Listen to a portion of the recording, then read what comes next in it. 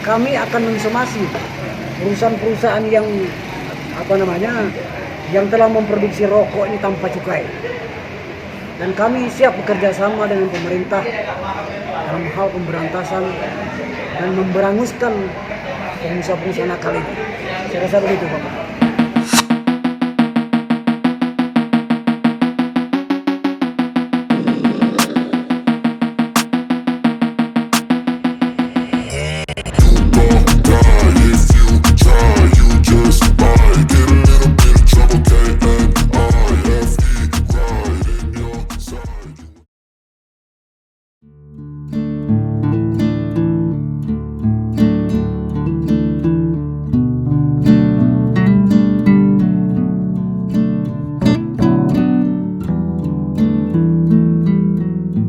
Selamat sore pemirsa setanah air.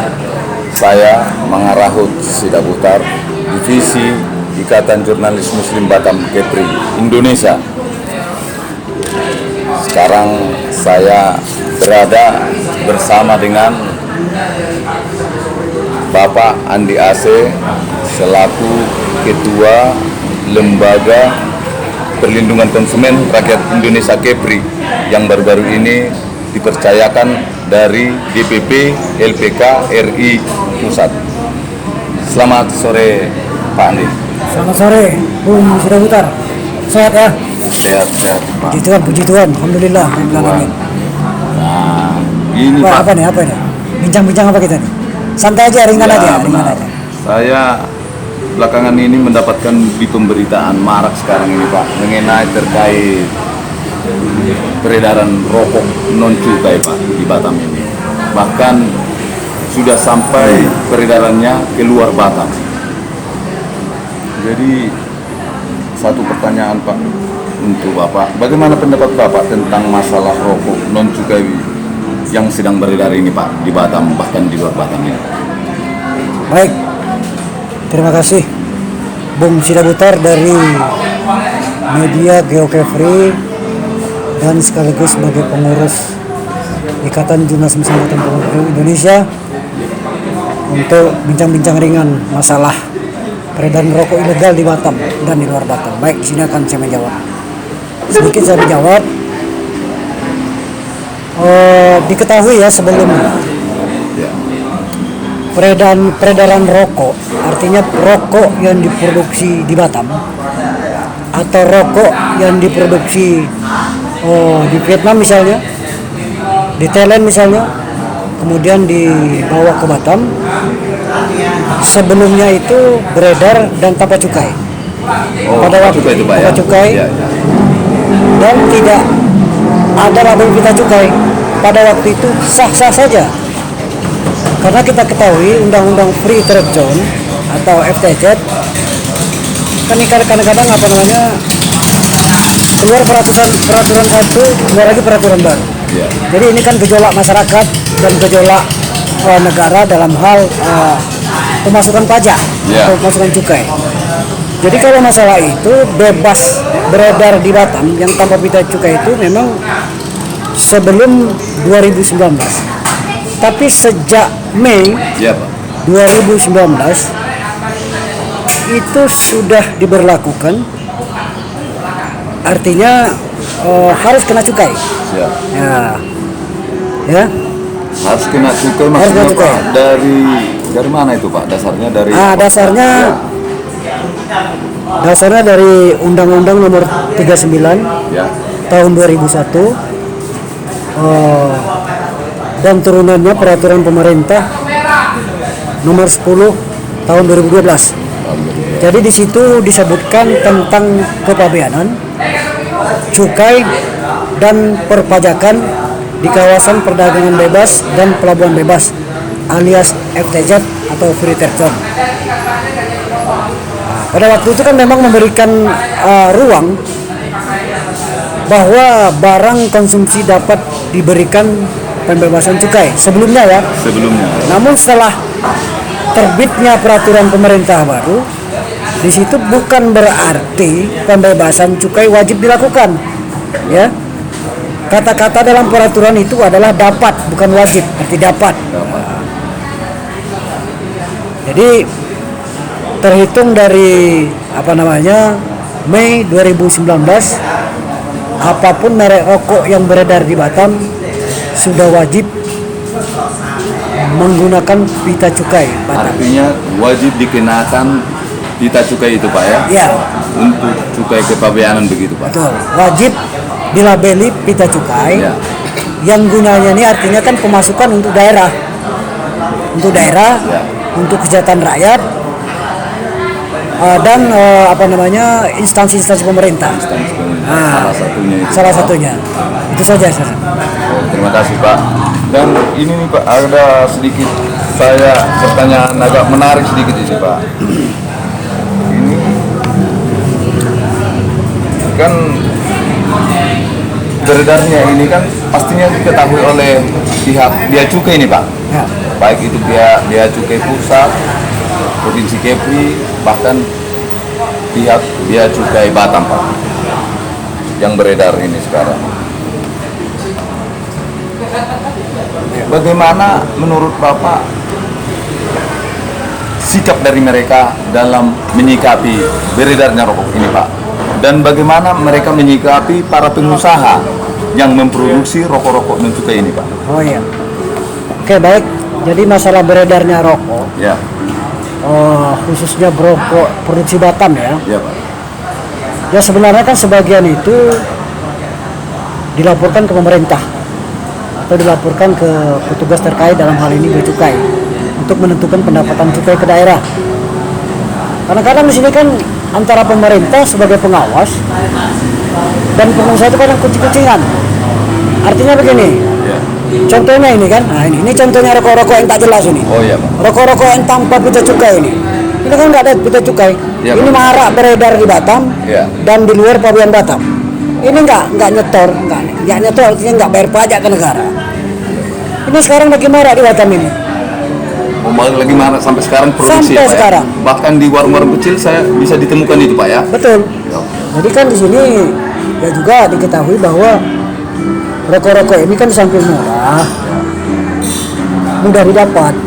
Jadi kayak yang mengkonsumsi itu kan banyak rokok-rokok ini. Kalau yang pakai label cukai itu kan mahal harganya. Karena kan dicukai, dia harganya agak mahal. Nah, Artinya di samping itu masyarakat dapat menjangkau untuk menikmati atau mengkonsumsi rokok non cukai ini begitu Pak ya. iya. Jadi artinya di sini antara pengusaha nakal dalam tanda kutip, dengan pemerintah itu kucing-kucingan. Katakan begini, mereka sudah diberikan kuota oleh pemerintah dalam hal ini cukai. Misalnya kuotanya umpamanya, oke, Anda PT ABCD memproduksi, kita berikan kuota katakanlah misalnya 1000 dus. Ya. Diam-diam mereka memproduksi 1 juta dus. Karena kan pemerintah kan sudah tahu kalau 1000 dus Batam sudah cukup deh untuk konsumsi. Jadi selebihnya nih untuk dilempar keluar dengan jalan-jalan ilegal tersebut, lewat kapal, lewat speedboat, di pelabuhan-pelabuhan yang nggak terdaftar kepabeanannya. Ya. Selesai gitu. Terima kasih Pak. Pertanyaan berikut ini Pak, ada lagi tambahan sedikit Pak ini. Untuk belakang hari ini Pak, yang Bapak ketahui, pengawasan kepada pengusaha yang memproduksi ini dalam hal ini pemerintah, baik itu pemerintah pusat, provinsi, dan pemerintah Kota Batam kepada pengusaha seperti apa Pak yang Bapak ketahui pengawasannya dalam bentuk apa yang Bapak ketahui? Ya, intinya kan gini. Pertama ya, kita apresiasi dulu kinerja bapak-bapak kita yang bertugas Bea Cukai Batam. Di Bea Cukai Batam. Bea Cukai Batam. Mereka tuh sebenarnya kooperatif dengan aturan-aturan berlaku. Sebagai contoh, mereka turun ke lapangan, Ya.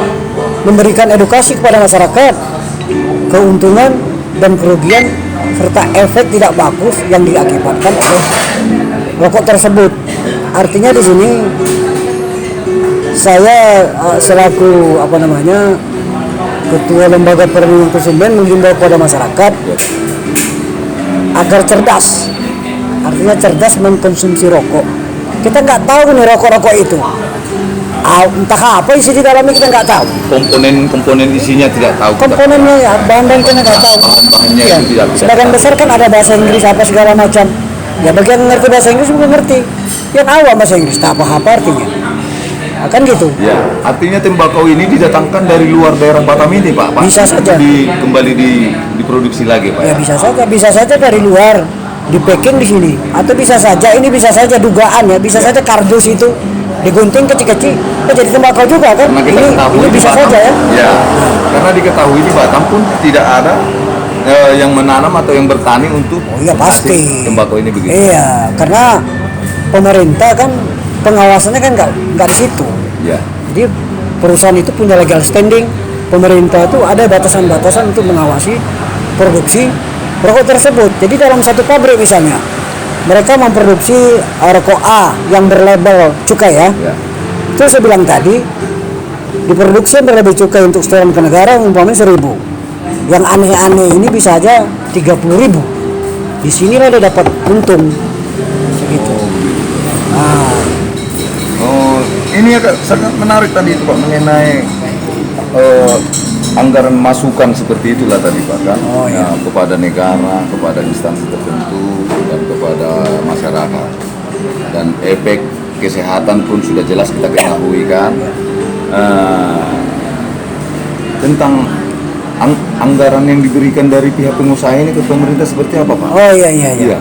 Jadi ini jatuhnya dana bagi hasil ya. Dana bagi hasil Oke. benar sekali. Jadi di sini sebutan bahasa itu adalah dana bagi hasil cukai tembakau. Cukai. Ya. Dalam hal ini kan sudah sama-sama kita ketahui bahwa Bea Cukai Batam sudah berkoordinasi Ya. dan berkolaborasi ya dengan Badan Pengelolaan Pajak Retribusi Daerah atau disingkat dengan BP2RD Provinsi Kepri.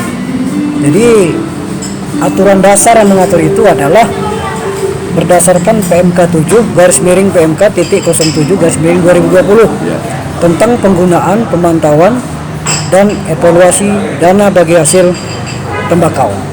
Ya sebenarnya itu tujuan dana bagi hasil itu untuk kesejahteraan masyarakat. Nah, jadi 50% dialokasikan untuk kesejahteraan masyarakat, 25% untuk aparat penegak hukum, dan 25% lagi untuk kesehatan. Untuk kesehatan. Nah, jadi artinya situ tujuan utamanya ya ke masyarakat. Masyarakat. Saya rasa begitu. Terima kasih Pak atas keterangan dan penjelasan Bapak dalam hal yang peredaran rokok non cukai ini Pak. Dan kepada pemirsa setanah air, jelas kita sudah dengarkan tadi pendapat dari Pak Andi AC selaku Lembaga Perlindungan Konsumen Rakyat Indonesia Kepulauan Riau dalam hal pembahasan rokok yang marak sekarang beredar baik di warung-warung kecil yang mudah dijangkau oleh masyarakat dan harganya pun terjangkau. Untuk itu ya dari semua tadi Pak perbincangan kita dan pertanyaan yang saya ajukan tadi Pak kepada Bapak, apa kritikan-kritikan atau kesimpulan yang ingin diketahui oleh pemirsa setanah air khususnya masyarakat di Kota Batam dan meluas ke Kepulauan Riau. Terima kasih.